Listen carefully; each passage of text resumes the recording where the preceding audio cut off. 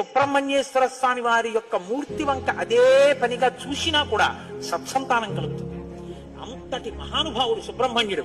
ప్రత్యేకించి ఏ కారణం చేతనైనా గర్భం నిలవక బాధపడుతున్న వాళ్ళు, గర్భిణి అయినప్పటికీ కడుపున ఎటువంటి బిడ్డలు పుడతారో తెలియని వాళ్ళు, వాళ్ళ ఆయుర్దాయం బాగుండాలనుకున్న వాళ్ళు, సంతానం క్షేమంగా వృద్ధిలోకి రావాలనుకున్న వాళ్ళు రామాయణాంతర్గతమైన షణ్ముఖోత్పత్తిని విని తీరాలి. ఇది చెప్పడం కోసమే వాల్మీకి మహర్షి ఫలశ్రుతి చెప్తూ ఓ మాట చెప్పారు. ఏషతే రామ గంగాయ విస్తరో విహితో మయా కుమార సంభవశ్చైవ ధన్యః పుణ్యస్తథైవ చ. ఎవరు ఈ షణ్ముఖోత్పత్తిని శ్రీరామాయణంలో వింటున్నారో వాళ్ళకి ఎటువంటి చిక్కులు ఉన్నా అన్ని చిక్కులు విడిపోయి అపారమైనటువంటి ధన సమృద్ధి కలుగుతుంది.